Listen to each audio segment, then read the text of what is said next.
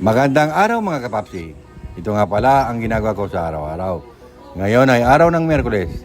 Ito ako ng pagising ko. Pagtayo ko ay agad akong nagilamos ng muka.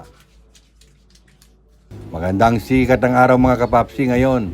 Mga kapapsi, lumabas na ako muna ng aming bahay para magkape. Pagkatapos ay pumunta sa mga alaga kong ibon upang sila ay pakainin. Habang sila ay kumakain, ako ay natutuwa dahil nakikita kong dumarami sila at nakakapagpatanggal din ito ng stress. Pinalitan ko yung tubig nila, araw-araw na gawain ko ito tuwing umaga, ang magpakain ng ibon.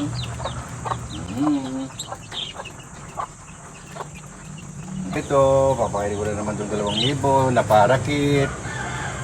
Sana duwami rin kayo.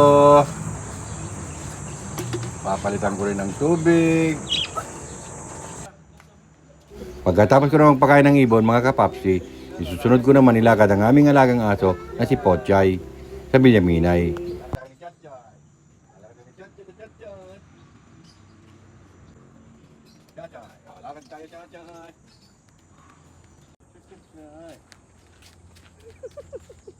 Dito nga pala, nanggagaling yung truck kung saan ako ay napasayaw na nakagiliwan ninyo, mga kapapsi.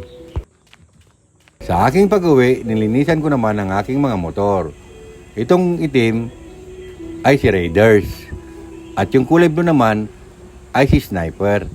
Sila ang pang-araw-araw kong ginagamit kung kami ay namamalengke. Pagkatapos ko maglinis ang motor, bigla ko nagkape ulit. Bigla akong tinawag ng aking manugang para ilabas ang kanyang motor. Dahil siya ay papasok na papuntang school para mag-tutor sa mga estudyante. At pinagbuksan ko ng gate ang aking manugang. Tapos bigla naman akong tinawag ng aking asawa para mamalengke na. Ito na kami mga kapapsi. Papunta na kami ng palengke. See you later mga alligator. Ito na kami kapapsi galing ng palengke. At mag-almusal ako saglit at lalabas para makipagchismisan sa mga aking tropa. Pag uwi ko, galing chismisan, wala naman akong nasagap na chismis. Kaya nag-cellphone na lang ako, tapos nanood ng TV habang iniintay namin na maluto ang aming panangalian. Ito nga pala ang ulam namin ngayong panangalian mga kapapsi. Saluyot at kinamatisang baboy na may halong manok. Hala kayo mga kapapsi, kakain na tayo ng panangalian. Kain na tayo, sandok na kayo. Kapapsi ang ulam namin, kinamatisang, pork chop at manok. Kami na itong pinalengke namin ng asawa ko, Ika Mamsi. Kain na tayo. Hanggang sa susunod mga kapapsi, maraming salamat. Bye-bye.